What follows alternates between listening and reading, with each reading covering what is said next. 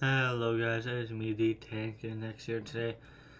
I'm going to be talking about the Vickers Medium Mark 1, often just called the Medium Mark 1. This was really the first British tank taken after the massive failure that was the Medium Mark D, which we'll be touching on in this video. But, honestly, let's just get started.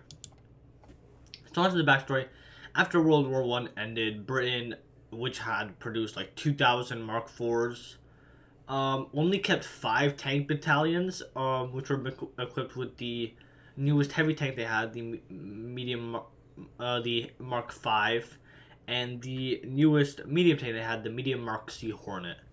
Um, while originally there was a rather large budget for tank development, it was nearly all spent on the massive failure, which was the medium Mark D, as seen below.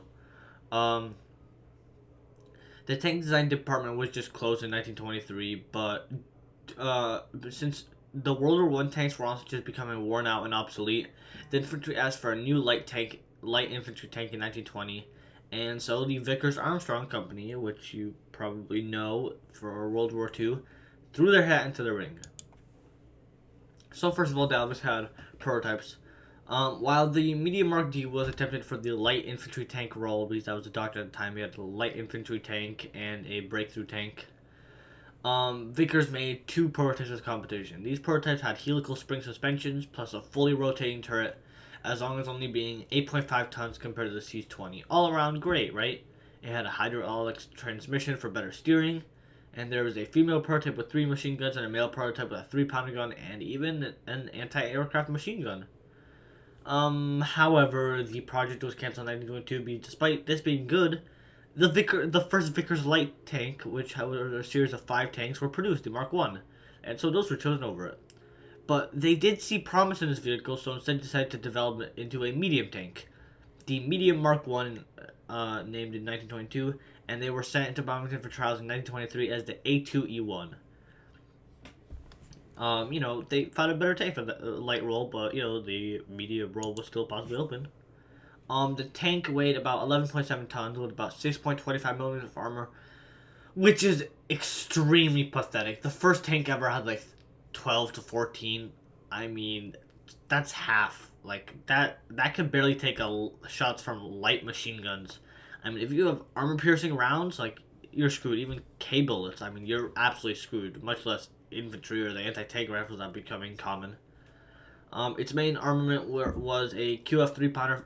I think that's supposed to be a 47 millimeter gun. Sorry, with a secondary armament of a 5 machine guns, 3 Hotchkiss and 2 Vickers. In comparison, the original tanks had a 6-pounder gun, so this is a downgrade. Um, well, it had a maximum speed of 15 miles an hour with a helical spring suspension again and a 90 horsepower petrol engine, which could go 120 miles at the most. While that is 20 miles less than the medium Mark C, um, which it was supposed to replace, the doubling in speed was easily worth it. The engine though was definitely suffering.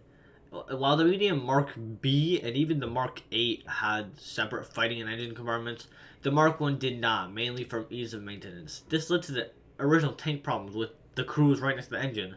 So there was an insanely loud noise which highly limited communication, as well as fumes that would make them highly sick and, faint. Fainting on the job in a war is not good.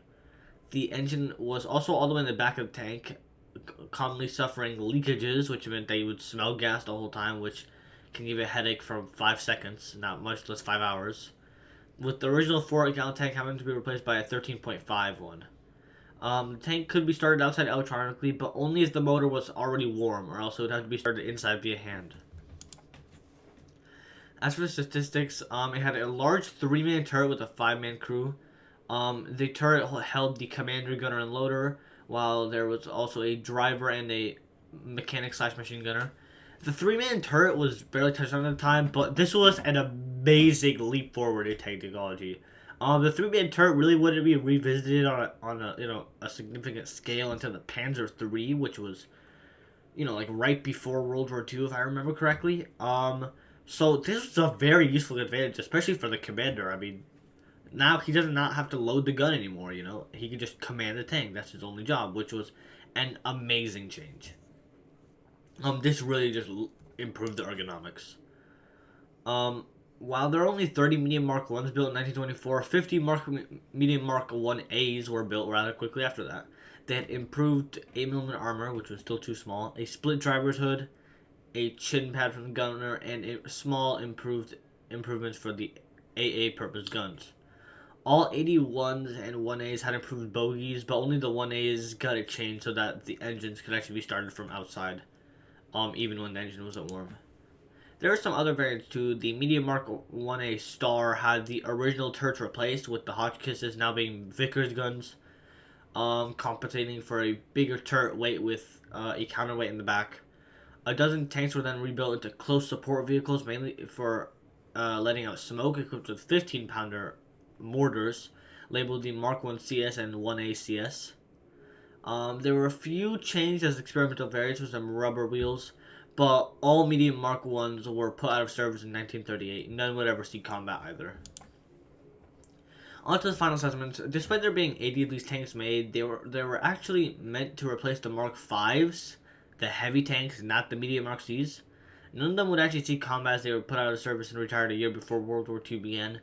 But even if they did see service in World War II, they would be quite outdated by the time. While it was the first tank with a 3-man turret, I do not want to underestimate how big of a change that was. It took several steps back as well, being barely armored enough to withstand machine guns, as even a 1918 tank Gilware or AP rounds could pierce it. The engine and the crew all being in one compartment was also quite the step back as well, and the gun was worse than a World War I era gun at just a standard 3-pounder at 47mm. In general, while this tank had some steps forward, it didn't innovate at all in some ways, and even took steps backwards. On the bright side, it was an upgrade to any of the World War I tanks they had. But yeah, I do hope you guys enjoyed the video. You guys can probably tell that now that I'm not doing it one country, I'm just doing it by the time period, 1919 to 1945. And that, which you will see because next video is the Renault NC by France. So yeah, hope you guys enjoyed the video, and this is the Tank and Next out. Peace.